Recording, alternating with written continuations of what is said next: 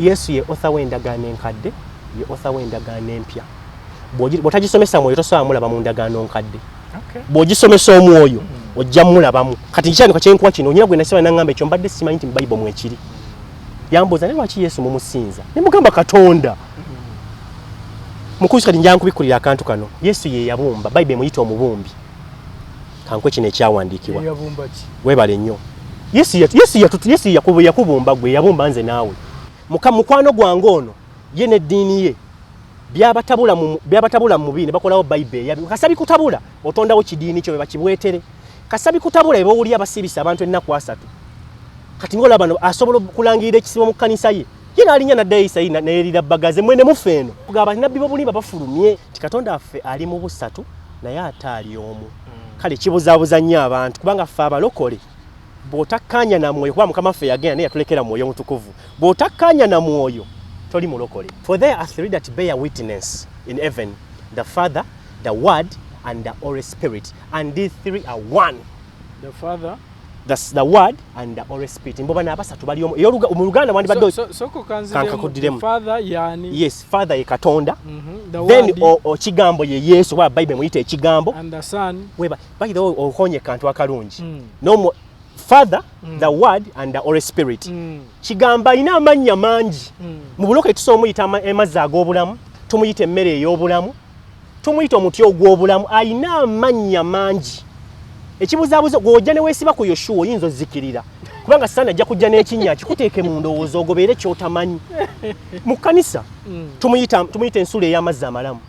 Tumuyita olwazi yagamba nze ejjinja ery'oku nsonda alina amannya gonna by'oyagala ye tafaayo n'omuyitiramu ebulango n'omuyita bulala kasita obanga okkanya n'omwoyo omutukuvu agamba oli ku kituufu kati gwakutte Yahweh oyinza ozzikirira kubanga ne Yahweh goyita Katonda tumuyita omuyinza w'ebintu byonna kati ogenda kukola otya nga weekutte ku Yahweh yekka okitegeera gwe n'ogamba bali mu bubiri toyise mwoyo omutukuvu kubanga omwoyo omutukuvu mu kisubi yatubikkulira ebintu bino gwe bw'ojja n'endowooza Bible tugenda ku ekyandikwa jjawo entegeerawo eri Katonda gijjeewo ojja kugwa eddalu yageeyo omwoyo ontegeera ndowooza kati kyannumye ekyo kyankutte kuba ffe abategeera omwoyo omutukuvu oba ojereza ennyo obusatu banga obusatu buno bwe twogerako bonna bakatonda.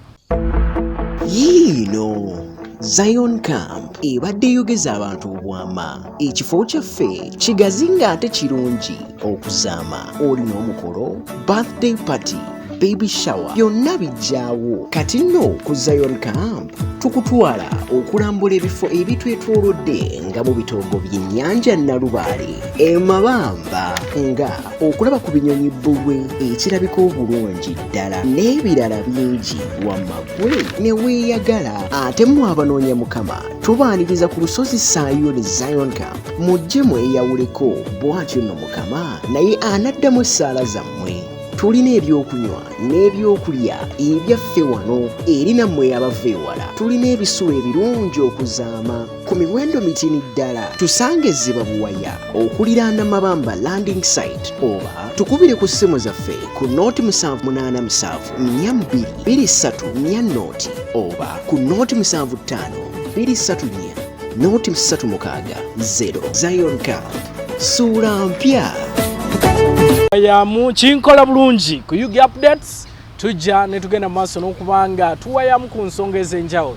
Musumba Asumani Musisi eyalaba ekkubo wuuyo yanekedde dda waali tugenda kubanga tuwayamu naye olunaku olwaleero. Aze tunyumyamu ku nsonga ez'enjawulo ku nsonga y'obulokozi so n'olunaku olwaleero aze twongere okulungamya ku nsonga y'obulokozi. Nabagamba nti nze nyaniriza buli omu ajja ne tugenda maaso n'okubanga tuwulira enzikiriza yeegamba ki. Ekitabo ekyo Bible kizibu y'ensonga lwaki olaba nga buli omu akitaputa bubwe. Nina omusumba gwe mbadde naye ennaku zino eyabannyonnyola n'agamba n'ekigambo gold nti G etegeeza gold, nti O etegeeza oil, nti D etegeeza diamond. Oyo musumba akulira ab'enzikiriza ya Yahweh mu Uganda yonna ye bw'ati bwe yagamba. Programu eyasembyeyo yagambye nti Yesu oba Jesus nti ava mu famire y'abasamize era n'abannyonnyola famire mwava. So ebyo Kuyugi updates. Saizo kulaba Musumba Smart. Amina sebo. Mbuliza kuba na Uganda. Amina mujebaleko mwenna abatulaba muliyo mutya asubire nti mukama akuuma. Kale neyanza nnyo ekyo mu kisaguno mukulu kisubi gwampa okujja ne tuwayamu. Etteeka amazima ewali obulimba kiba kikulu nnyo. Tusobola okusigala tutambulira ku kuba eggolokofu. Wow. Amina. Akabanka badde kanene ennaku zino nga tetulabagana. Obadde bize. Nga nina abasumba abalala benjagala okuwulira nabo. Obadde bize nnyo. Kiki kye bagamba. Kituufu. Okutwaliza wamu. Ekinkola obulungi nti n'omusumba ono gwembadde nkyaze ennaku ezo. Ate yakusiima n'agamba omusumba oyo alina we yayogeramu oba ku bufumbo nti olina we wakoonamu n'agamba nti omusumba oyo ebintu bye alabika abitegeera bulungi. Amina kituufu. Omusumba ono owa Yahweh simanyi oba naawe yakkutteko. Namulaba enjigiriza ye namulaba neyanza okunsiima naye ate ekyasomesa saakitegeera. Kiki otategeera? Manyi mukulu kisubi twebaza Katonda waffe omulamu era ffe abalokole tukkiriza Katonda waffe we serve a triune God. Katonda atudde mu busatu. Triune kyanjawulo ne triplex. Triplex nga bw'onagamba emu gattako emu n'otegeeza ssatu. Kati ffe tugamba 1 times 1 times 1 otegeeza omu era bw'ogatta kali kyoletayo ekikulaga 1 times 1 times 1 ekolinga emu. Ti Katonda waffe ali mu busatu naye ate ali omu. Kale kibuzaabuza nnyo abantu kubanga tutambulira mbu ensonga kifa abalokole obusatu obwo naye yabunnyonnyola njagala mbukunnyonnyole nabuwulira nga bwenye ate yagamba mbu omwoyo omutukuvu ntegeera ndowooza ovuiki ekyo kifo omwoyo omutukuvu muntu nga bw'oli kubanga enakuwa ebyawandiikibwa Katonda muntu ensonga kyaga katukole omuntu mu kifaananyi kyaffe. Katonda bw'aba anyiiga naawe onyiiga bw'aba alina okwagala naawe olina yakola mu kifaananyi kubanga yateesa n'abasatu wabulya katukole omuntu teyali yekka. Yesu nga bwe yajja ku nsi tumulaba nga alina feelings ng'omuntu z'alina naawe bw'oli. Kati n'omwoyo omutukuvu yatuleka yasigala mu bwamwoyo naye muntu kuba naye bw'ofa mukulu kisubi odda mu bwamwoyo era ng'omwoyo bwe gunyiiga naawe w'omubiri onyiiga kubanga munda mu ggwe mulimu omwoyo omwoyo gukuvaamu ofuuka kibiri ekifu naye omwoyo gwe mukulu. Kati kitegeeza omwoyo omutukuvu muntu alina feelings anyiiga asobola okuviira naye ate ayagala agumiikiriza ng'omuntu ekintu kyonna kyalina. Kati mukwano gwange bwe yayogera kubanga ffe abalokole bw'otakkaanya na mwoyo kuba mukama ffe yagenda naye yatulekera mwoyo mutukuvu bw'otakkaanya na mwoyo toli mulokole kubanga yaliwo. Ensonga ki mu kyaki ebyamagero byonna ebikolebwa ensonga ki amakanisa gonna okolebwa bagamba omwoyo mutukuvu bakwateko. Ye mukama ffe yagamba siri balekanga bamulekwa ngenda balekera omubeezi. Omubeezi kitegeeza muntu yatugamba mujja mubuuza byonna. Kati mukwano gwange neyanza okunsiima naye ate nze saasiima njigiriza. Kansombe nja nsooke nga tonnaba kunvuga nnyo nkuweeyo ekyo byawandiikibwa nga bina then tutambulirawo n'omulamwa. Njagala gw'osooke ombuulire by'otaali bimativu. Amiina. Timoseewo ekisooka essuula 4 kuva ku lunya olusooka paka ku lw'omwenda. Era omusajja ono Timoseewo yayogera ku mwoyo kuba gwe baatulekera. Yayogera bw'ati n'agamba nti naye omwoyo ayogera lwatu nti mu nnaku ez'oluvannyuma walibaawo abaliva mu kukkiriza nga bawulira emyoyo egikyamya n'okuyigiriza kw'abasitaani. Ne sitaani ayigiriza kakwate emigiri myoyo ng'owulya bamweyana akuyigiriza obulogo nambaga alina byakola. Njogera nnyo ku mizimu gino kuba ffe abalokole teri mulokola ayogera teri mulokola asobola kuvayo n'agamba teri mizimu awo tomanyi kye tugoba kubanga olutalo lwaffe lulina mizimu egyo. Era nze mukulu kisubi bw'onkuba oluyi sisooka kutabuka naawe manya mukulu kisubi waliwo ekimwambadde okunkuba oluyi.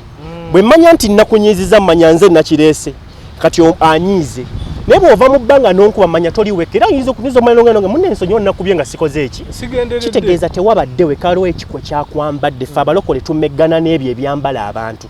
Nsonga ki yatugamba nti tumeggana mbiina musaayi wabula tumeggana n'emyoyo egy'obubi egifuga enseno mu bifo ebya waggulu. Nti omuntu okubba abba naye ng'aliko ekimwambadde. Tulabangako omuntu abba nga ayambadde sapule kuliko kayesu akatono olujja olumenya kayesu kakulaba n'ogamba yabbye ne sapule emuli mu bulago oli n'afeera ettaka naye ng'enkofiira emuli ku mutwe musajja wamwanzikiriza n'omulokole n'alimba n'afeera abantu ng'akutte Bayibuli. Ekimufezeza gwe mwoyo. Bayibuli agikutte kituufu agamba mulokole naye ate ekimulimu offera mwoyo. Katugende bwetti wembadde wennyini. Amiina. Naye omwoyo ayogera lwatu nti mu nnaku ez'oluvannyuma walibaawo abaliva mu kukkiriza nga bawulira emyoyo egikyamya n'okuyigiriza kw'abasitaani olw'obunnanfuusi bw'abalimba nga bookebwa emyoyo gyabwe ng'ekyuma ekyo ekyokya nga bawera okufumbiriganwa nga bakola ki nga balagira okulekanga ebiribwa bya Katonda bye yatonda biriibwenga mu kwebaza nga bakkiriza era nga bategeera ddala amazima kubanga buli kitonde kya Katonda kirungi so tewali kyakukisuulibwa wabula kitoolebwa n'okwebaza kubanga kitukuzibwa na kigambo kya Katonda mu kusaba. Ngenda kusooka nkomaawo agambye mu nnaku ez'oluvannyuma nti walibaawo abaliva mu kukkiriza. Mukulu Kisibo bonna bannabbi b'obulimba boolengera basooka kukkiriza Bayibuli eno kuba n'omwami oyo mukwano gwange ng'oyogeddeko sijja mu mwoyo nsobola nnyiiga nga ndaba awabya omuntu naye ate mwagala Kristo amwagala akyusibwe kubanga naye gyakulidde nga bwe yagamba nti mu Isirayiri akuze alaba Bayibuli eno Bayibuli gyagamba eri ku Google abantu gye batalina kuba naginoonyeza nange nembula nange yambula nzikiriza mu maka gye yakulira yalaba ekitabo kino kyavuma kati ssaawa zino agiyita atya teri agiyanema bambi nawulira ennaku naye ate nga knowledge amuyina owa Bayibuli omwe talina mwoyo mutukuvu ensonga kitabitegeera bino Bayibuli yaabwe ewandiikibwa muntu feno Bayibuli yaffe eri inspired na mwoyo mutukuvu. Ngenda kuwe kyawa nti Bayibuli yemu nti zijja zikyuka just version webale nnyo kubanga enzivuunula kati gye yasookera mu KJV oluzungu lwali luzibu kyenage mukulu Kisibi nja kuwe ekyandiikwa kiri mu Genesis sura 11 nti Mukama waffe ennyini Yesu Kristo yatabulatabula ennimi bw'ongamba nti ayogera Lw'Ebbulaniya asooka kwogera Olusoga omusoga bw'aloota Yesu ayogera naye mu Lusoga Katonda aba awa kirooto omulanga ayogera naye mu Lulanga kubanga ye yatabula ennimi kati gwe ekikuluma n'Olw'Ebbulaniya ogenda olusome ne Isirayiri gwe weemenya eyakola ennimi akumanyi mu Lunyankole akumanyi mu Luganda n'erinnya erikutambu Yoshua omulango tajja divunula nga Yoshua bweri okujjako era kubanga Yoshua liri mu Lw'Ebbulaniya mu Luzungu bamuyitaani fe mu Luganda tujja muyitaani nga bwe nagamba David mu Luganda bamuyite Dawudi bwe nagamba Samuel mu Luganda bamuyite Samwiri kati gwe luki ekikumenya kubanga eyakutonda amanyi mu lulimi gye yakutondera lwaki weemenya okitegeera kye nagamba olw'ekyanikwa kira nakyo ngenda kikuwa nti Katonda agamba waliwo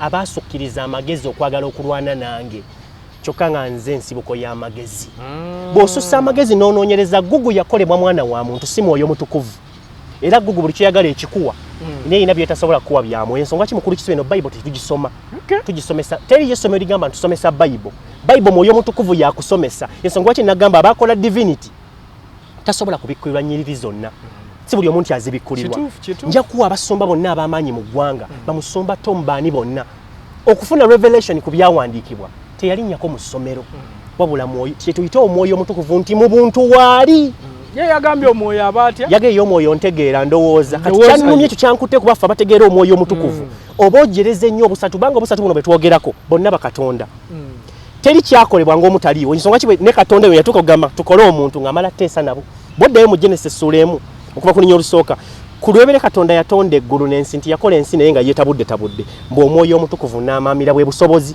kitegeeza platform kati weeri then ekigambo nagamba ye Yesu batambulira mbusa bayireka nga kino kimu mukulu Kisubi mu Bible teri wogenda kusanga kigambo Trinity obusatu wabula lwaki twakiteekawo tekiriimu kigambo Trinity wabula obusatu bulabikibwa mu nnyiriri nga bwe yagamba nti bwe yamala okubatizibwa ejjiba ne liva mu ggulu omwoyo omutukuvu najjira mu kifaananyi ekijjiba n'amukkako oyo eyabatiziddwa ye mwana ejjiba likiikiridde omwoyo omutukuvu then mbwe eddoboozi ne liva aggulu oyo ye mwana wange omulonde olaba nti obusatu bwekoze bwokka nti omwana abatizibwa ejjiba mu mwoyo omutukuvu bwa muntu wakubiri then n'eddoboozi lya Katonda muki ne mu Genesis atonda eggulu ensi nga yeetabudde omwoyo omutukuvu n'amaamira omuntu wakubiri Katonda n'ayogera ekigambo ekigatta mu Yokaana essula emu nti kwebere waliwo kigambo n'abe wali Katonda kigambo n'aba Katonda bwe obusatu naawe yagamba katukole omuntu naawe oli mu busatu ngenda kuwa ebyokulabirako ebyo nkwena ebyawandiikibwa amiina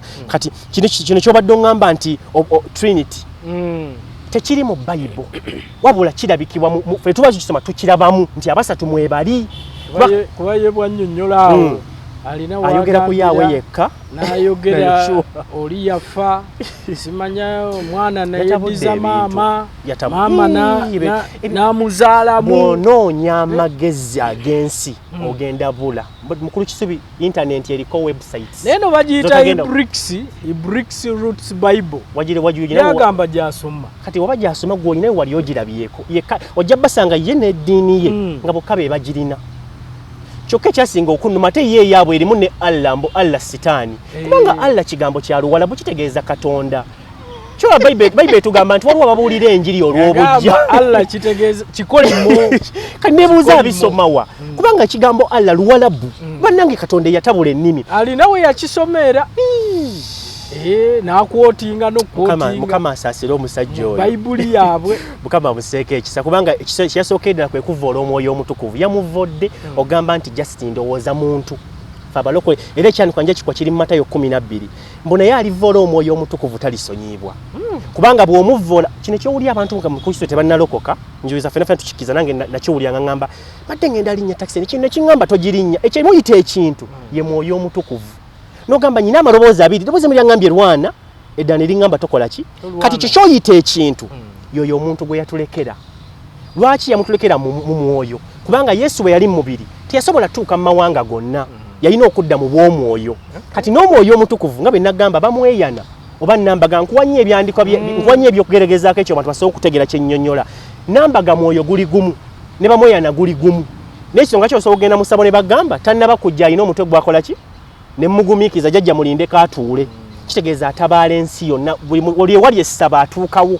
Mu bw'omwoyo toziyizibwa naye mubiri mukulu Kisubi osobola ngamba ngenda kutuuka mu ssaawa 3 gyamu nakkwata tosobola kubanga mubiri guziyizibwa naye okimanyi nti omwoyo bali tata abo abayafa asobola baloosa bonna emirundi abantu 5 nabo ne bafuna ebirooto ku ye kubanga ata omwoyo teguziyizibwa.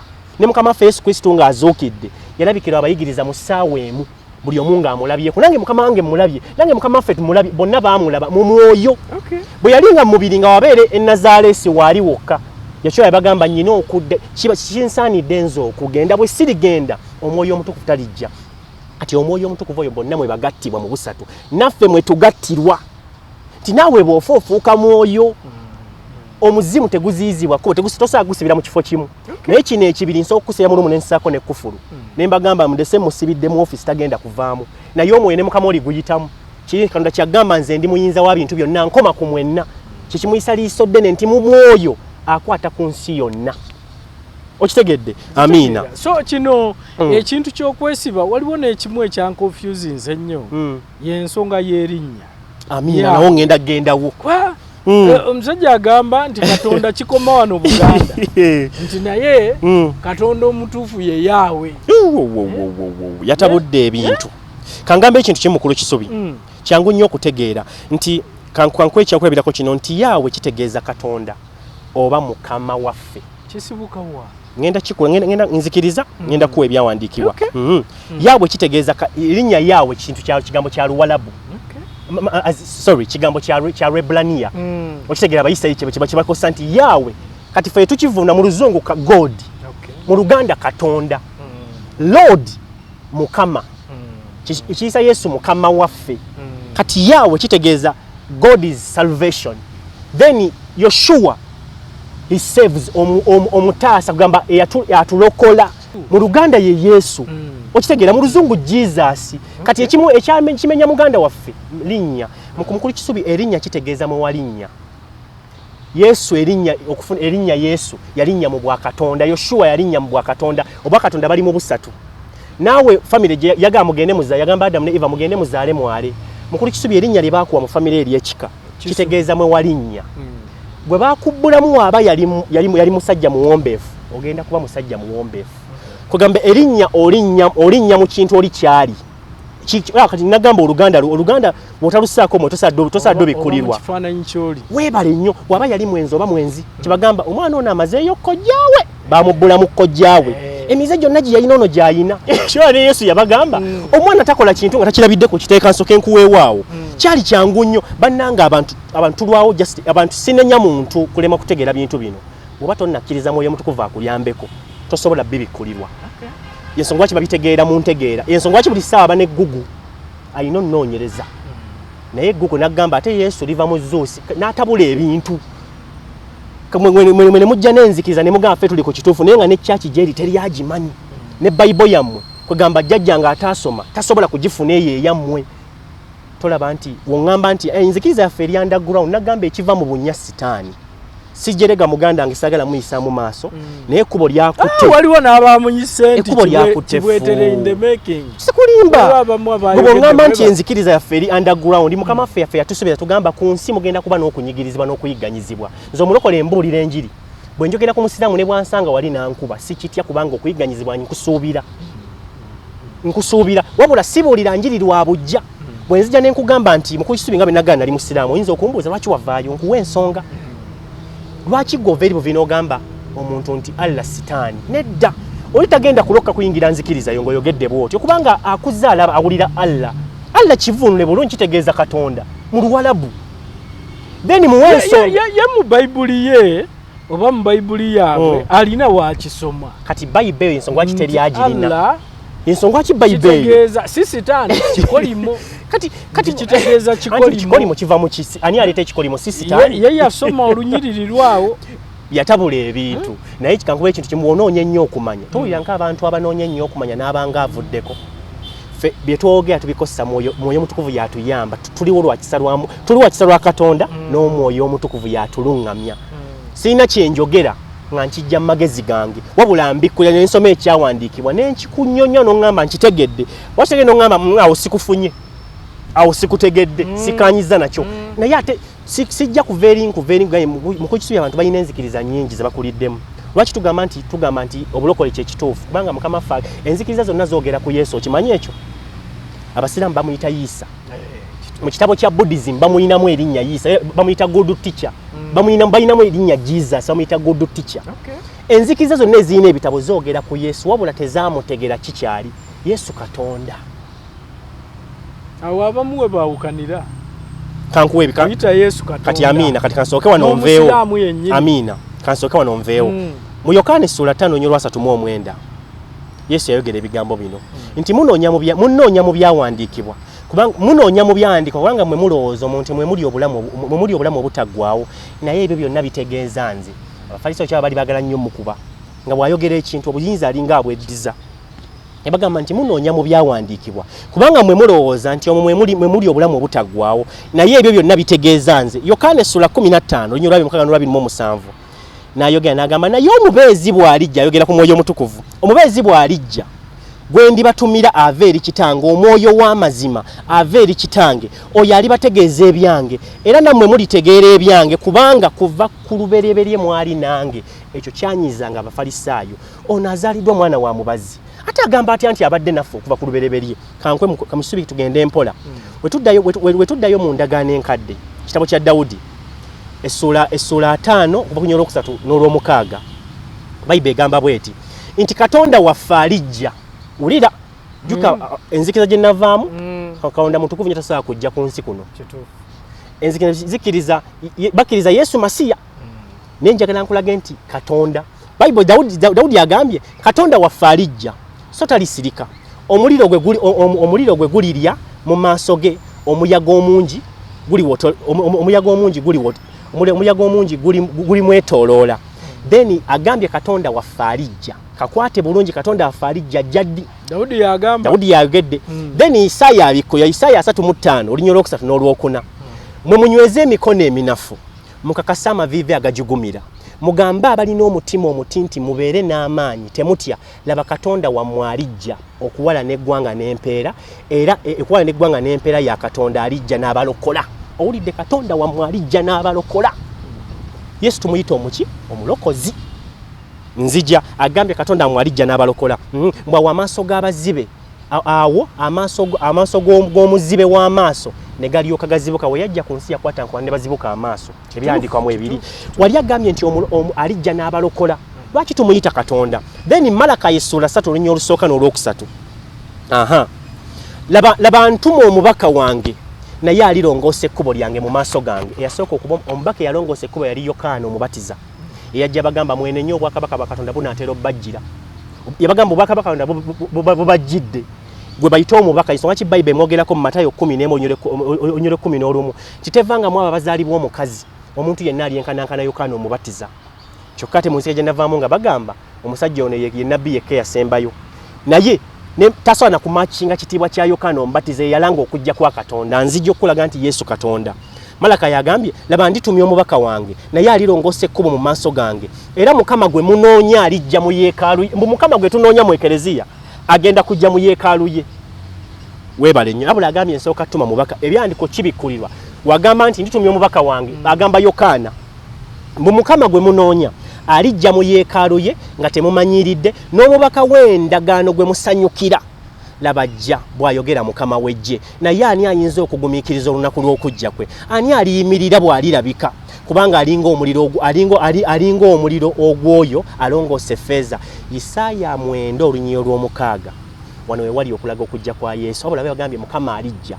Isaaya 9:6 kubanga omwana atuzaaliddwa ffe Yesu azaalibwa Mariyamu omwana ow'obulenzi atuweereddwa ffe okufuga kunaabanga ku kibegabega kye n'erinnya liriyitibwa nti wa kitalo ateesa ebigambo Katonda mbu Katonda ow'amaanyi kitaffe ulira ayitibwa Katonda ate kitaffe tuyita Katonda ali mu gutumita taata kye nagambye ekibonyabonya abantu bwe busatu nga bwe nagambye mukulu Kisubi yagamba katukole omuntu mu ngeri yaffe olina omubiri olina omwoyo then bw'otaba na mwoyo wa Mukama ono akola obusatu obeera na mizimu songa kye osokusanga omuntu ng'aliko omuzimu gw'okulimba omuzimu ebaga omusajja otategeereka muntu mulamu n'ezimanyo vaako kitegeeza ebiseera ebisinga yeebeera mu mubiri gwe mu dakiika ntono nnyo n'avaako omuzimu gw'obbine gwanaga ate tubadde ne wano essimu yange agitutte kitegeeza ovaawo kati bwe tulokka tubeera mu busatu bwa Katonda oba n'omwoyo gwo n'ekibiri n'omwoyo wa Mukama.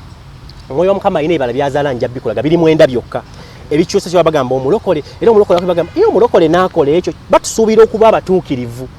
Weebale nnyo kati ngenda kulaga obusatu kyekibonyabonya abantu onagambye nti erinnya liriyitibwa wa kitala ateesa ebigambo Katonda ow'amaanyi kitaffe ataggwawo omukulu w'emirembe ngambye Isaaya 9:6 ey'oluzungu version egamba for unto us a child is born unto us a son is given the government will be upon his shoulder and his name will be called Wonderful Counselor, Mighty God, Everlasting Father, Prince of Peace. Wenkugamba nti Katonda ye byonna mu byonna. Yesu agamba nti omwana atuzaaliddwa gwe bazadde Yesu kyokka bamuyise Katonda okitegeera bamuyise omulangira w'emirembe kyokka ayitiddwa kitaffe. Ensonga bagamba nnyo ate basaba Yesu ate ne basaba ne Katonda ate ne bayita n'omwoyo omutukuvu ekyandikwa kiri wano kankikuwe. A'udhu billahi minash shaitanir rajim. Bismillahir rahmanir rahim. Assalamu alaikum wa rahmatullahi wa barakatuhu. Nze Haji Kaboggoza omusomi w'edduwa ntereeza ensonga z'amaka ebyenfuna n'endwadde ezitategeerekeka. Haji Kaboggoza omusomi w'edduwa nsiŋŋaanibwa Ekitigoma ku Lw'Enjiri. Bw'obanga otuuse Ekitigoma mu ttawuni ku stage osobola okuba ku nnamba z'essimu ezo z'olaba zitambula. Gwe wenna ali ewala oyinza okuyita ku mukutu gwaffe ogwa WhatsApp ku layini eyo eya MTN obudde bwonna mbeerako. Kankikuwe kirimu bino bagamba Bible bagikwatamu Abaganda ebigambo ebimu basinga babityanga Bible esinga zonna kati kino kisanga mu KJV versions endala. Yokaana ekisooka essula 5 olunya olw'omusanvu mu y'oluzungu egamba bweti kubanga mu y'Oluganda Abaganda tebakisawa tebakivuunula bulala. Y'oluzungu egamba bweti for there are 3 that bear witness in heaven, the Father, the Word and the Holy Spirit, and these 3 are one. The Father, that's the Word and the Holy Spirit. Mboba na basatu bali mu Luganda wandi baddo soko kanziremu Father yani yes Father ye Katonda the then kigambo ye Yesu wa Bible muyite ekigambo and the Son weba by the ohonye kantu akalungi no Father, the Word and the Holy Spirit. Kigamba ina amanya mangi. Mu buloke tusomuyita emazzi ag'obulamu, tumuyite emmere ey'obulamu, tumuyite omuti ogw'obulamu, ayina amanya mangi. Ekibuzaabuzo gw'ojja ne weesiba ku Yoshua oyinza ozzikirira. Kubanga Satani ajja kujja n'ekinnya kikuteeke mu ndowooza ogobeere ky'otamanyi.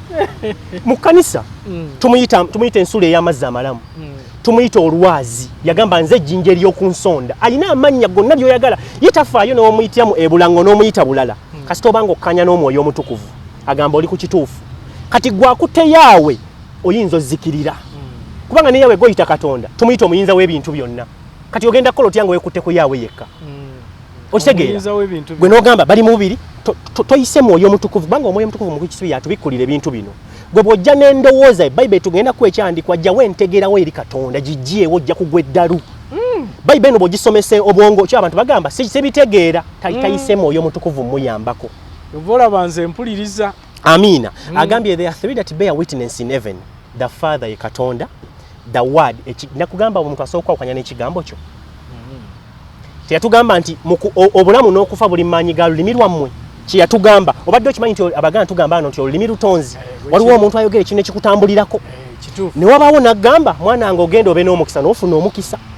olulimi naye yakozesa kigambo kye kati ekigambo kye kyayambala omubiri okitegeera kyeyagamba tukole omuntu mu ngeri yaffe mukusubi nagambye olina ekibiri kangambe ekintu kimu nti mukusubi tosobola kugamba nti kansituke ngende nfuna ekikopo nga tomaze kukulo nga tonana kukyogera okirowooza muli okiwulira mu ggwe n'ogamba nga tonana kwogera ekikopo situka n'ogera n'okifuna kitegeeza kino ekibiri kinako kisobola kukola ng'omwoyo teguteesezza sooka kwefumintiriza kyo kibatera okugamba abaganda balina enjogera katudde naye nga yakyadde bwogu tali yekka kyekyo amazima taba yekka kati omusamize ye bwagamba katudde ali ye n'omwoyo gwe n'ekibiri n'emizimba lubaale oba tokoze ensobi teba nsobi tokiwulira nnyo mbantu tikatudde bwe kiri katukomewo tukyogera naye nze tumubungi mbadde ndowooza tukikozesa mu nsobi tekiba mu nsobi toyira nk'omuntu agamba nti omukyala nabadde mukwana nga akaddeyo yerowooza naani yefumiitirizaako ye n'omwoyo gwe naye omusajja ono ali atya kati fe abaloke tuloote ogamba mukama yogerako nange omusajja ono mutuufu fe tulowooza n'omwoyo gwaffe ne tukkanya n'omwoyo omutukuvu nagamba oyo si wuwo naye abensi bagamba omukazi njangambye akyerowoozamu n'akuwa omwezi paka bagamba nabirowoozezaamu kale katubeere babiri yerowooza naani n'omwoyo we n'omwoyo we tali yekka kituufu abantu babalina okugamba nyina ssenga w'omutima gwange bansomedde eddiru naye kansooke ngifumiitirizeeko gwani agifumiitirizaako naani kitegeeza neoba wekka kyomutima tuganda bagamba nti neebowa tategedde mufa baloko tetwebowa ng'olina omwoyo omutukuvu teweebowa abensi beebowa kubanga tebategedde mwoyo okitegeera kankome wano embadde nti waliyo basatu abajulira mu ggulu mu Luganda emba nkivunula nti kubanga waliyo basatu abajulira mu ggulu taata kigambo n'omwoyo omutukuvu naye mba bano abasatu bali omu ekyo kye nagambye nti we serve a triune God bw'ogenda kali kyoyitayo n'oteekamu nti 1 times 1 times 1 times 1 emirundi esatu ejja kuwa 1 naawe nga bw'oli mukulu kisubi bw'ofa bagamba omubiri gudde mu nfuufu omwoyo koleki tobadde wekka ekibiri kisigadde naye waliwo omulala akoze eki afubutuseemu okitegeera nti kangambe ekintu kimu omwoyo gwo si gwe mubiri kankukyakulabirako nga bw'olaba omuti guno gulina parts 3 ez'amakulu twogera ku stem emirandira n'amatabi amatabi si stem ne stem si gye emirandira buli kimu kirina kye kikola ne mukama waffe twinti bwatyo bwatudde nti ali mu busatu naye omwana kyakola kirala n'omwoyo omutukuvu kyakola kirala ne Katonda kyakola kinsobola kyagambye Katonda yatonda eggulu n'ensi bwe yamala otonda omwoyo omutukuvu n'amaamira n'ayogera ekigambo ye mwana nga olawe ekyali okusalamu nga olawe ekyali ku Mariyamu Enjo Gabriel yajja n'amugamba ogenda kuba olubuto lwa mwana mulenzi n'agamba kinaasoboka kityanza atamanyi musajja n'amugamba omwoyo omutukuvu ali kujjira n'amaanyi g'oyo ali waggulu ennyo kitegeeza buli omu alina kyakola omwoyo omutukuvu ge maanyi kye batugamba mbwe wali ekigambo kya Katonda ewali Yesu tewabula maanyi Yesu yakulira ku kyalo kye okuva mu myaka gy'obuto paka ku myaka 3 nga talina gwe yali akutteko nga kati balina akisubidde nti asobola obuulira enjiri naye ebiro we byatuuka njagala by the ekintu kibonyabonya bagamba Katonda ate ayambala ajja atya ku nsi kibonye naye mukama ajja kunnyamba nkibanye bakiteke banze kati nebaza omwoyo omutukuvu nti ekkanisa ze tusumbibwamu bakusomesa n'otegeera tetubanga muntu ava mu bbanga ekirusula bannabbi obulimba talinaako gyatudde gyasomeseddwa agoloka mukulu kisubi omutima mulimba Bayibuli eyogera mu Jeremiya essula 17 olunyi lwa 9 nti omutima gulwadde endwadde etawonyezeka ani ayinza okugumanya omutima mulimba gosolowooza nti otegeera nnyo tolanka omwana omugamba jangu nku training ebyenkola natuka neyetumikiza nalowooza mugezi nnyo okusinga kumbe gwe experience gy'olina yeetaaga agitwaleko kya Yesu yagamba nga sina kyenkola ku bwange neebuuza ku taata ng'atuwa ekyokulabirako bagano gamba abaatya Katonda ate n'asaba Katonda okujjawo ekibi jjukira baawangayo zisaddaaka onansonyiwa ebyandikwa bijja bingi bamba ngezangezaako okulambulula kanso kenkuwe kino omanyi olina kyonkoledde nti Trinity buli omu yenna nnyonnyo ekintu ekyo nembadde sikitegeeranga naye leero bw'oleese ekyokulabirako ky'omuti amiina okitegedde bulungi nange bulijjo sikitegeera nga bakisenooli bwe yakinnyonnyola nalabanga omutuufu amiina akati naye kati bw'okireese ekyenkugambye nti akiringa omuti siteemu ekola birala emirandira gikola kirala ne siteemu ekola kirala weebale nnyo n'ebikoola n'amatabi gakola kirala awo ne Katonda akola kirala ninga ategedde omwana alina omulimu gwe yakola ku nsi kuwaayo saddaaka esembayo omwoyo omutukuvu gwe baatulekera ate kati yagamba ngenda balekera kamfata tumuyita kamfata omubuddaabudda buli owuli kyobula kole bagamba nnyo omwoyo omutukuvu mpa ekisa ng'atidde emirembe negijja kubanga alina ebibala by'omwoyo biri mwenda okwagala okusanyuka emirembe ekisa okugumiikiriza obulungi bukwebe tekuli mateeka omwoyo omutukuvu alina omulimu gwakola ku nsi teyimala asobola gukola ne Yesu Kristo kyandika kiri mu Isaaya Bible Isaaya yolesebwa eggulu Katonda n'abuuza nti kankikusomere nyina ebyandikwa bingi onansojja biikanga nyina bikuwa kansooke nkikwe kiri mu Isaaya essula 6 olunyirira essula 6 olunyiri olw'omunaana Mukama nyamba mu Bible kijja olimu mayina kuzino tusoma Bible babuuza ne tusoma KJV oba New King James Version KJV oluzungu luzibu kati New King James Version bagigonza oluzungu lwayo sobola okutegeera ekyali mweri kati mukulu kisubi ye Bible eri mu makanisa gonna mukulu Mukama waffe byatugambye ebye Isirayiri ne Isirayiri bakwata eno gye tukutte ate eri yagambye yo eri ku website bweva wali mu lulimi ki Olwisirayiri edda mu luzungu terina nnimi ndala kati samutegedde ne Mukama ajja tuyamba tumutegeere ekyandikwa kigamba bwe kiti Isaaya yabikkulirwa ekintu kino mbu nempulira eddoboozi lya Mukama nga lyogera nti n'atumaani era ani anaatugendera n'endyoka njogera nti nze nzuuno omusajja teyakitegeera Katonda kye yali abuuza eddoboozi Katonda yabuuza mu ggulu ze malayika zonna nga zitudde n'abakadde bonna betumanya ab'amaanyi ebitiibwa abasajja abaalinnya mu ggulu ng'abuuza n'atumaani yanoonya agenda okukola omulimu kubanga omwana w'omuntu sitaani yamubuza nga abagaye muwengayo saddaaka z'ebisolo yatuuka ekiseera nga alaba omuntu neebaayo saddaaka omuntu addayo n'ayonoona n'agamba banaakomawo kyandikwa kiri mu Isaaya mbu banaakomangawo okuleeta ente ennume n'ebiweebwayo nga baddiŋŋana ekibi mukulu kisubi osobola okujja mu kanisa ku Sande abantu beewombeka ku lwa Sande gy'obeegendereze bayira nja tuuka we yagambye lwaki bo basaba ku lwa mukaaga mufe abasaba ku Sande tuli bakyamu nja kukomawo nkulage nti omwoyo mutukuvu amateeka 10 gaateekebwawo mubiri Kristo yajja na mwoyo kiyagamba ekyandika kiri mu Joel essula 2:8 kyolituuka mu nnaku ez'oluvannyuma ndifuka omwoyo wange ku bantu bonna abalina omubiri oyo omwoyo gwe yatuwa yakyusa bingi ensonga lwaki mukulu kisubi ojja ssanga kanisa y'emutundwe ng'ate yo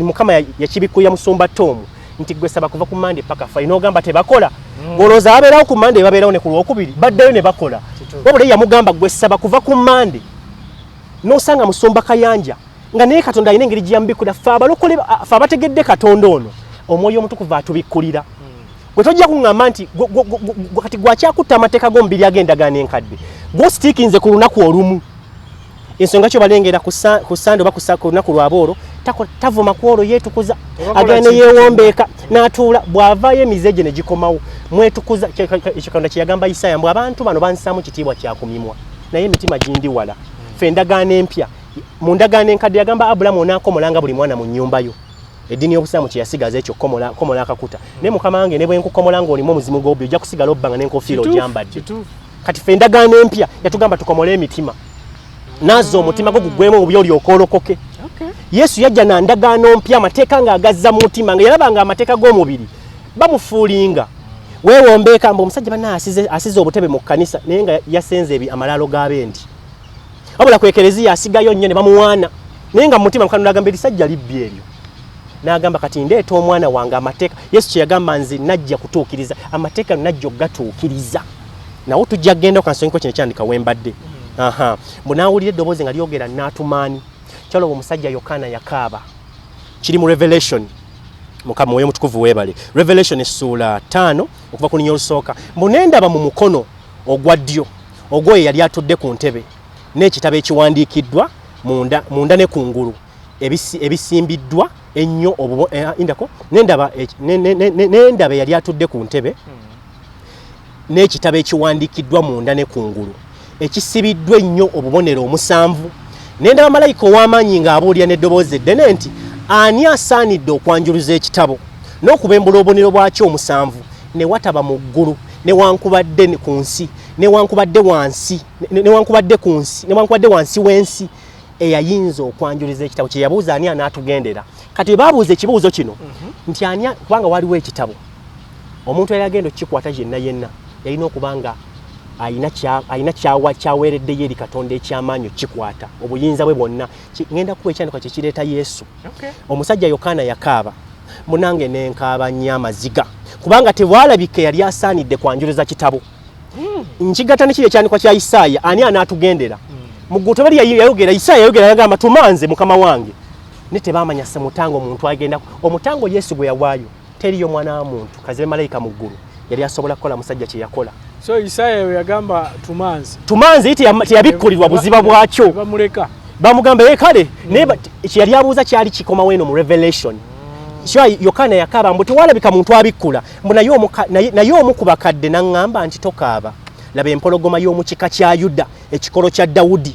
yawangula okwanjuliza ekitabo n'obubonero bwakyo 7 n'endaba wakati w'entebe ebiramu 4 ne wakati w'abakadde omwana gw'endiga ng'ayimiridde ng'afaanana ng'eyattibwa ng'alina amayembe 7 mu luzungu horns abasamize beekwata nnyo nammwe mulina amayembe ffe tugamba horns gebafukako amafuta okitegeera agente weebale nnyo horns mayembe 7 n'amaaso 7 gy'emyoyo 7 egya Katonda egitumibwa mu nsi zonna najja n'akijja mu mukono mbu Yesu Kristo najja n'akijja mu mukono gwa kitaawe bwe yatoola ekitabo ebiramu 4 n'abakadde 24 ne bavunnama mu maaso g'omwana gw'endiga tumuyita omwana neyo linnya lye kati gwe weesiba ku Yoshua ojja kutabuka Bayibuli eyinza okukutabula n'ino linnya lye omwana gw'endiga okitegeera buli muntu alina ennanga n'ebibya ebya zaabu ebijjudde obubaane kwe kusaba kw'abatukuvu olw'omwenda mbu ne tuyimba oluyimba olujja nga boogera nti osaanidde okutoola ekitabo n'okubembula obubonero bwakyo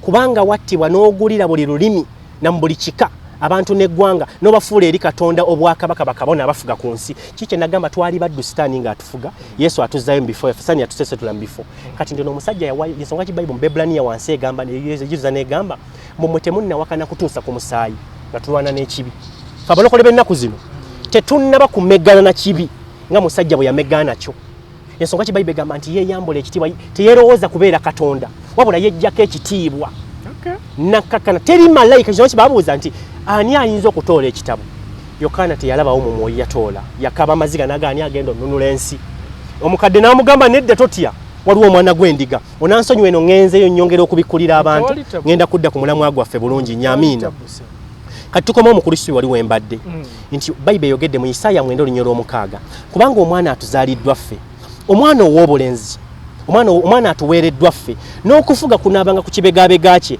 n'erinnya lye ayitibwa nti wa kitalo ateesa ebigambo Katonda ow'amaanyi kitaffe ataggwawo omukulu ow'emirembe kati Yesu mu ndagaano enkadde omanyi nti Yesu nabagamba nkigambye nnyo abantu nti Yesu ye author w'endagaano enkadde ye author w'endagaano empya bw'otagisomesa mwoyo tosobola mulaba mu ndagaano nkadde bw'ogisomesa omwoyo ojja mulabamu kati nkyandika kyenkuwa kino onyina gwe nasaba nangamba ekyo mbadde simanyi nti mu Bayibuli mwekiri yambuuza naye lwaki Yesu mumusinza ne mugamba Katonda mukusi kati njanga kubikkulira akantu kano Yesu ye yabumba Bayibuli emuyita omubumbi kankwe kino ekyawandiikibwa weebale nnyo Yesu yakubumba gwe yabumba nze naawe Yesu omwana wa Katonda okkiriza nkuwa ebyawandiika omwana wa Katonda eyatonda kyenagambye mu busatu buli omu alina omulimu weebale nnyo tugende ye yatonda weebale nnyo tugende mpola mpola Yokaana essuula esooka nage Yesu ekigambo ekyagiranga Balemiya kyekyayambala omubiri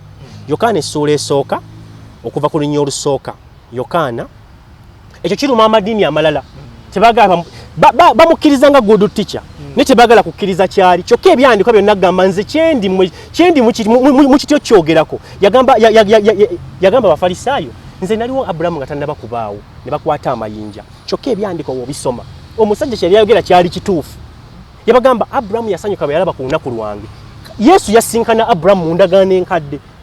Era Abraham yalaba Yesu. Ne Musa yagamba Katonda ekyandikwa kiri mu Exodus sura 3:3. Yagamba Katonda ndaga ekitiibwa. Kubanga Bible imwogerako nti ye musajja yekka yalabagana ne Katonda maaso ku maaso. Kyokka Bible egamba teyalabe Katonda ku maaso ge. Okitegeera. Ne bagamba nti yanyumyanga naye ng'omuntu wanyumya ne mukwano gwe. Ne tukanamugamba naye ndaga ekitiibwa kyo. Yamugamba amaaso gange toligalabako. Kyokka Bible oli yagamba nti yalabagana ne Katonda maaso ku maaso. Yamugamba amaaso gange toligalabako kubanga teri yandabako n'abeera omulamu. Naye nja kukweka mu lwazi omuli olwatikamo ojja okundabira nga nkukuba omugongo. Yesu yajja n'agamba nze lwazi. Kati olwazi ye Yesu. Ffenna aboonoonyi twekweka mu ye tusobole otuyaga kyo yabagamba nze kkubo n'amazima teri agenda kudda eri kitange. Kubanga omusaayi gwe yayiwa Bible tugamba omusaayi gwe gutunaazaako ebibi. Kati ebyandikwa byonna buli kagamba kali mu ndagaano enkadde kalina ekyawandikwa ekikavuunula mu ndagaano empya. Bw'ogisomesa omubiri toligitegeera. Mukwano gwange ono ye n'eddiini ye byabatabula mu mubiri ne bakolawo Bible yabi. Kasabi kutabula otondawo kidiini kyo bakibwetere. Kasabi kutabula ebawulira abasibisa abantu ennaku 3.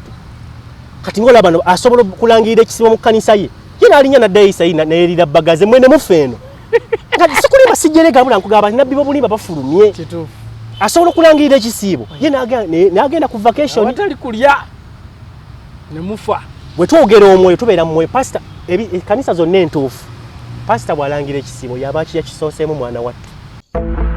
Yiino Zion Camp ebadde yogeza abantu obwama. Ekifo kyaffe kigazi ng'ate kirungi okuzaama. Olina omukolo, birthday party, baby shower byonna bijjaawo. Kati nno ku Zion Camp tukutwala okulambula ebifo ebitwetoolodde nga mu bitogo by'ennyanja Nalubaale, Mabamba, nga okulaba ku binyonyi bbulwe ekirabika obulungi ddala n'ebirala bingi wamaggule ne weeyagala. Ate mmwe abanoonya Mukama tubaaniriza ku lusozi Sayoni Zion Camp mujje mweyawuleko. Bw'atyo nno Mukama naye anaddamu essaala zammwe.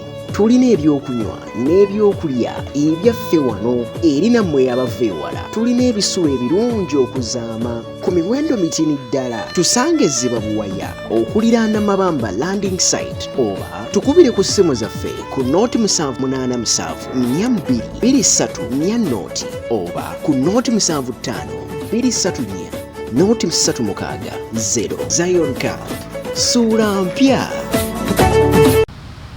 Bwagamba ennaku 2 mwenna muzitambulanga naye bwasiiba. Omanyi ndi wano nkutunuulira.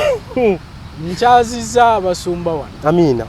Naye ndabanga omwoyo olina mungi nnyo. Nkyebaliza Katonda. Era oli ayinza okubuuza n'agamba nti obwagazi obwo obwa Katonda busibuka wa? Amiina.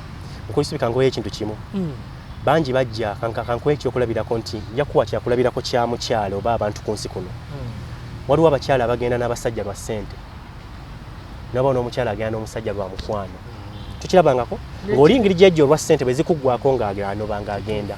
Newabawo eyajja olw'omukwano nga ne bw'omulisa akawunga taligenda. Kati ne Kristo kya Bible muyita baffe. Okitegeera nti ayagala tumwagaza omutima. Kuba yagamba teri yalina kwagala kulinga ye yawaayo obulamu bwe ku lwaffe. Kali nange bwe mba nsooka omwagala seetunuulira biki bye nnina. Emba siina motoka siina ssente njagala Kristo mu mutima kubanga kye yawaayo. Yagamba nkuwa obulamu obutaggwawo okusinga ebyensi byonna. Mukuisibya ogula emmotoka esooka kabenje nkisazaamu wabula neggwawo. Ennyumba esobola okukwata omuliro. Naye ggwe omwoyo gwo n'ogamba kyo abantu abasinga bagamba ennyumba eyidde naye abaana balamu abaana be. Mukyala wange ye mulamu omukwano ogwo kyokka ate nno nga waliyo ate abazadde abawaayo abaana be musaba ofuna obugagga si kyo. Kati ate nno ogwo omukwano mutono nnyo ku Yesu gwakuwa. Omusajja yagenda ku musikanso enko kana akandika wombuuzizaawo waba waliwo akandiko kenjagala nkuwe. Kali mu Yokaana essula 15 olunyole 13. Bayibuli egamba bweti mbu tewali alina kwagala kunene kusinga kuno omuntu okuwaayo obulamu bwe olwa mikwano gye. Omusajja yawaayo obulamu bwe. Abazadde abalala bawaayo baana musaba kufuna bugagga n'asaddaaka munne lwa bugagga naye ono yawaayo obulamu. Kati bondaba lwaki mwagala nnyo nategeera omutango gwe yasasula. Kati abalokola abali mu kanisa entuufu balina okwagala kwennina bangi baidha abanfaanana nabba nti bafunye mukisa kuba kufuna platform eno nga kati nga gyompadde omukisa ogwo gwompadde naye gye bali abalina ennyonta nga bwatuuka okubikulira Bible ogamba ono omusajja Bible agisuzeemu. Kyangu nnyo omuntu okujja n'agamba ndi pastor. Tobalaba mulaavu ya. Ne munyumya emboozi nga takuwadde kyawandiikibwa. Moyo togulaba. Emboozi n'enyumya n'eggwawo nga totegedde Yesu. Kati nze engeri gye namutegeera. Saamutegeeza mubiri gwange. Nga bwe nagenda ayagala nnyo obusiraamu bwange. Naye bwakwebikulira. Bwakusembeza. Yesu yagamba nti nze Katonda gwampadde teri yagenda munzija mu mukono gwange. Katonda bwakuteeka mu mukono gwa Kristo. Ayina kyakuteekamu ensi kyetasobola kuwa. Kugambye mukulu kisuya abantu balina okwa ojja kusanga omusajja nga Muisiraamu ayagala eddiini ye nga n'okulayira n'akutta twawulira akabesibako bomu naye nga tategedde Katonda gw'asinza. Ffe Katonda wa Isirayiri gwe twabikulirwa Bayibuli emwogerako mu Exodus nti nzijjudde ekisa n'okusaasira nsonyiwa okutuuka ku mirembe ena ate bwe mba nkunyiigidde sikuggyako kikolima ekyo kye nkutaddeko paka era ku mirembe ena. Kyo Musa yagamba ndaga ekitiibwa kyo n'ebikulira nkutegeere. Ffe abalokole twategeera Katonda ono kikyali bwe Katonda mukulu kisubi enzikiriza endala. Enzikiriza y'essaba obusamize Lubaala asobola okukusaba omwana. Enzikiriza y'obusiraamu towulya nk'abasimanya kati kajjuke obusiraamu bulimu ebiti kiki kye nagambye nti ffe bwe tulooka tuyingira mu kintu kimu. Obusiraamu bulimu ebikabi waliwo abatabuliiki abo tebalima bijja waliwo ate ababirima bijja basa mulimu abasunni simanya abashiya kati kye kibafuula bo tebasobola kumanya Katonda ono gwe twogerako nti beekyabe bagattako 1+1=3 abatabuliiki kye kimu bakkiriza Muhammad n'omusunni okitegeera ekintu ekyo kati omulokole omutuufu tulina kukanya kanisa zonna. Ensonga kingamba Bible gye tukwateemu tundwe jojja okusanga ewa Ssenyo Pastor Ssenyonga jojja okusanga ewa Pastor Kayanja kati ate ey'abano kulaga nti ayawukana kuffe olina ginoonya ku website eri underground oyo n'afuuka kirala. Naawe awo bw'obadde oyogera ogambye Katonda owa Isirayiri. Owa Isirayiri.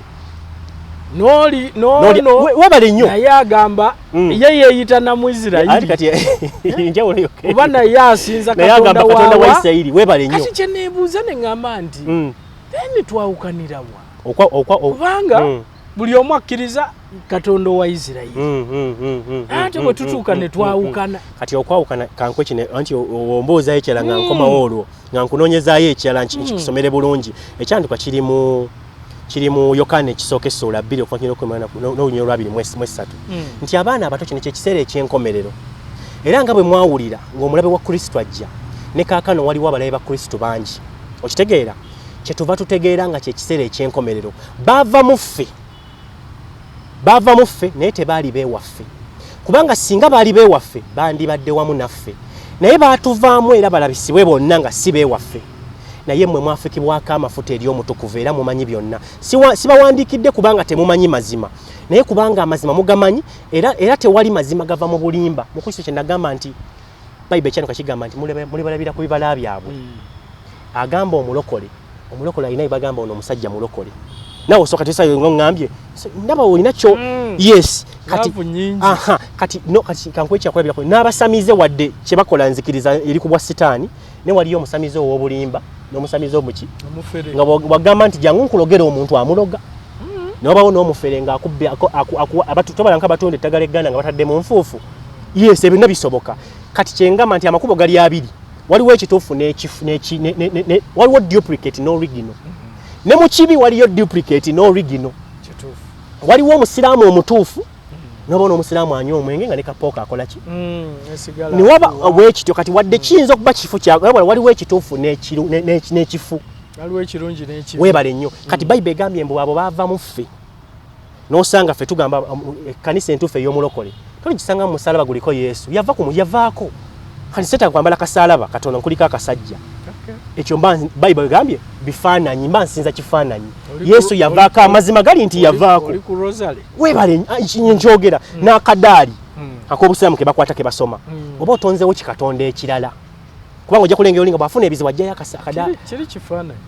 Kati Bayibuli ate nno nkwekyandiko ekigaana ekifaananyi temwekoleranga ebifaananyi ebyole kankikusomere osazeewo okwagala mazima kiri mu Exodus sirumba dira bala njogera mazima nkuwa mazima ge matuufu Exodus essula 2 okuva ku lunyiriro okumeka olusooka Katonda n'ayogera ebigambo bino n'ayogera nti nze Mukama Katonda wo eyakujja mu nsi y'e Misiri mu nnyumba ey'obuddu tobanga ne bakatonda abalala wendi teweekoleranga ekifaananyi ekyole newankubadde ekifaananyi ky'ekintu kyonna ekiri waggulu mu ggulu newankubadde ekiri wansi ku ttaka newankubadde ekiri mu mazzi agali wansi ku ttaka. Mukulu kisubi nze n'okukwata obukwasa ekifaananyi ky'omuntu azanye muvi ya Yesu mba mukyamu si ye Yesu ani yali amulabye ku mujembe gye tulimu kubanga ne kamera tezaaliwo bino bitujjukiza kati okujjukiza oyogedde bateekawo webale nnyo oyogedde bulungi nnyo naye okimanyi nti abantu bangi naye okimanyi kati nno omanyi nti waliwo abasinza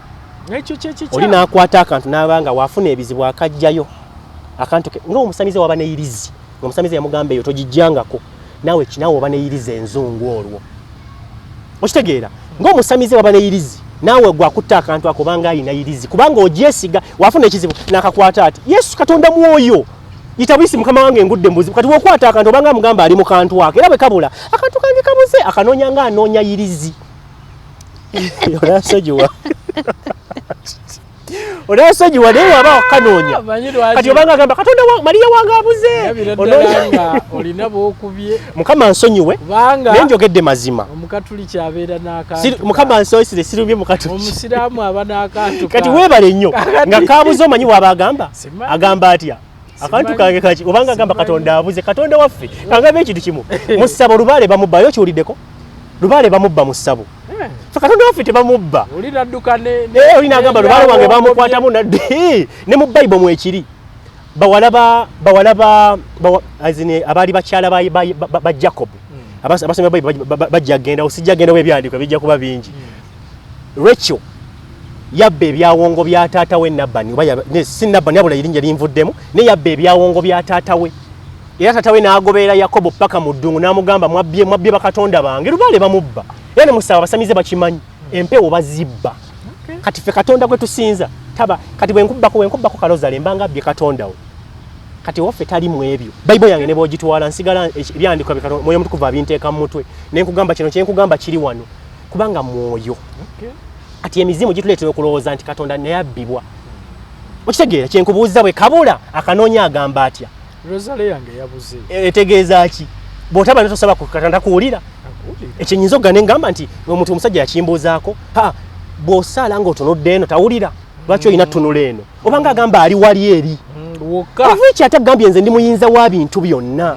kati gweŋŋamba nti ntunula eno obanga ŋŋambye nti ali awo wokka gwaliyo mu busiraamu anti kati kyendi mukugamba oyinza otubuulira kati kyendi mukugamba nange ekyo nakyebuuza yes kati yenjawulo yokka bwe nkugamba nti at least ffe nsabe yaffe wembadde wonna nsabirawo kubanga okkiriza wonna waali okitegeera aye tamanyi lulimi lumu yatabulatabula ennimi gwe bweŋŋamba nti bwe mba mbayita mu jjenjo nina kwogera lulimi luno bw'oyogera mu lulimi lwaffe olwanoono ng'ompita tategeera nti kubanga kanku kino ekyandikwa bayira ekyolulimi Mukama nsaasire gonziza mu basiraamu eyo nonzizaayo ekyandikwa kiri mu Genesis essuula 11 okuva ku nnya olusooka mbwe ensi zonna zaalina olulimi lumu n'enjogera emu awo bwe baali batambula ebuvanjuba ne balaba olusenyi mu nsi y'e Sinaayi ne batuula omwo ne bagambagana nti kale nno tukole amataffaali tugookere ddala awo ne baba n'amataffaali mu kifo ky'amayinja n'ebitosi mu kifo ky'ennoni ne boogera nti kale nno twezimbire ekibuga n'ekigo